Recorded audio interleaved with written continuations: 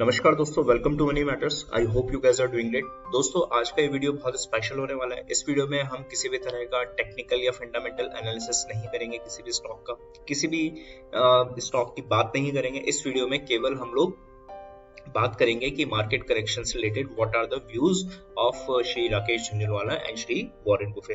देखिए, ये जो बड़े लोग हैं, these people have achieved great things in their life.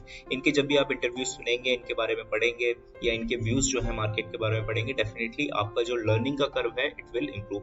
तो रेगुलरली हम लोगों को इनके बारे में पढ़ना चाहिए, इनको सुनना चाहिए। तो इन लोगों का कुछ जो इंटरव्यूज की क्लिप्स थी वो मैंने यूट्यूब से निकाली हैं, अलग अलग वीडियोज से। तो मैं इस वीडियो में वो प्ले करूंगा। डेफिनेटली आपको बहुत great insight, you guys will definitely get great insight by this video. लेकिन उससे पहले अगर आप इस चैनल पे नए हैं, I will really appreciate if you subscribe the channel and please hit the bell icon so that you will get notification whenever I upload the video. तो चलिए वीडियो शुरू करते हैं। I think the president's action on steel probably had something to do with the timing of the decline, but I don't think it was the factor which determined the amount of the decline.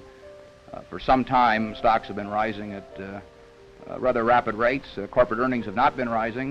Dividends have not been increasing, and it's not to be unexpected that perhaps a correction of some of those unusual factors on the upside might occur on the downside. Well, some observers from time to time say that the stock market is a forecaster of events to come. Can you predict, or would you care to take a look at what you think this might be forecasting, the decline? The stock market has been a good forecaster from time to time in the past. It also has been a rather poor forecaster occasionally. For example, the last 4 or 5 years, the stock market has been booming along and presumably forecasting better business, which has really not materialized. Corporate profits are not any better than they were 5 years ago, but stock prices are 50% higher or thereabouts.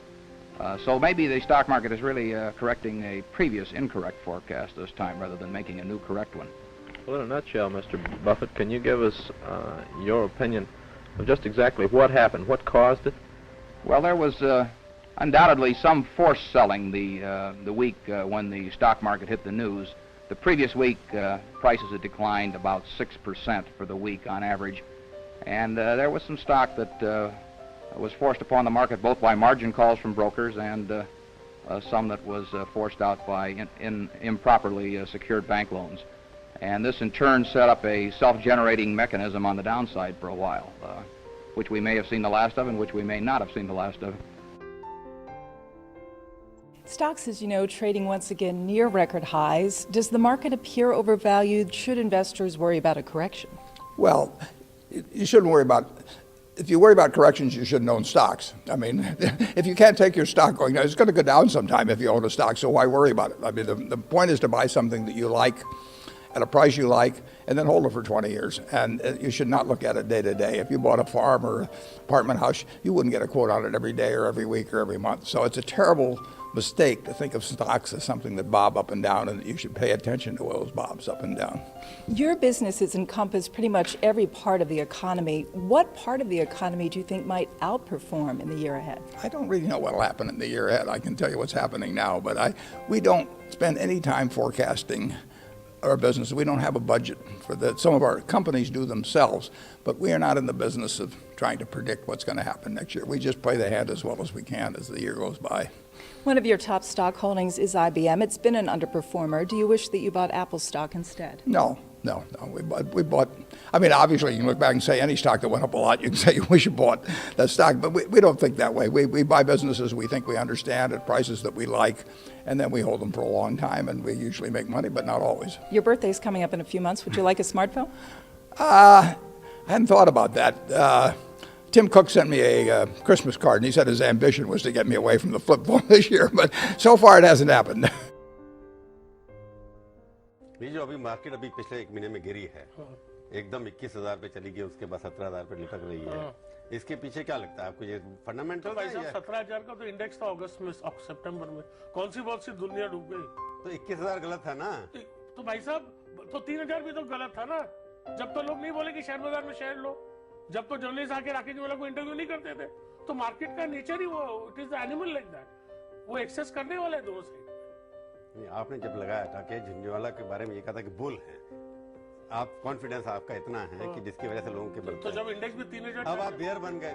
हमको नहीं, हमको भाई साहब कोई भी आदमी भागेगा 100 kilometre की रेस तो 40-50 किलोमीटर के बाद ठहरेगा ना, थकेगा ना। राकेश झुंझुनवाला थक गए। नहीं, मैं क्यों थक गया बाजार, अरे मैं क्यों थकूं, मैं तो जिंदगी भर शेयर बाजार में रहा हूं। लेकिन इंडेक्स समझो 3000 से 15, 16, 17, 20,000 होगा तो बाजार में रुकेगा, सांस लेगा, समय लेगा, कंसोलिडेट करेगा, उसमें क्या गलत है? नहीं, जो एक महीने में 17,000 से 21,000 गया वो गलत है ना।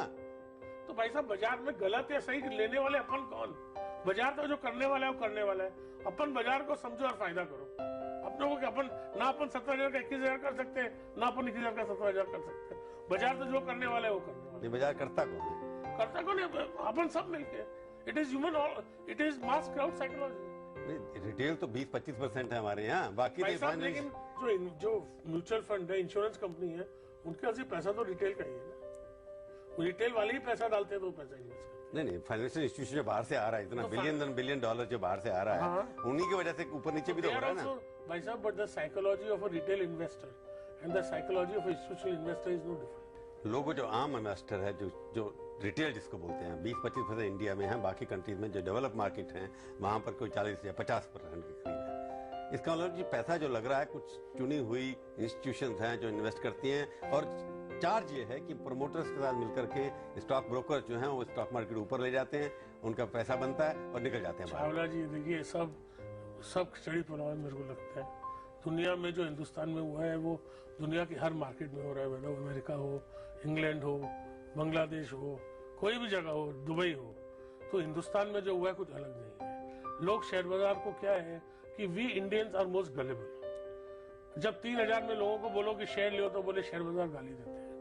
19,000 20,000 में बोलो बी केयरफुल तो बोलते हैं यू आर बेरिश। तो you see we don't approach the market with maturity. पर एक बार राकेश जी फ्रेंकली पूछना, सीधी बात मेरे प्रोग्राम करना कि आपको लगता है कि ये मार्केट जो हमारी है, इंडेक्स जो है, वो हमारी अर्थव्यवस्था जो इकोनॉमी है उसके फंडामेंटल को ठीक तरह से रिफ्लेक्ट कर रहा है? एब्सोल्युटली। आपको लगता है कि एब्सोल्युटली कि मार्केट अभी भी बुलिश होने वाली है? Maybe it will take a little time, but I am bullish. Maybe it will take time, 6 months, 1 year, market will consolidate. But मेरे को लगता है कि हिंदुस्तान की अर्थव्यवस्था ऊपरी मार्च में रहने वाली है।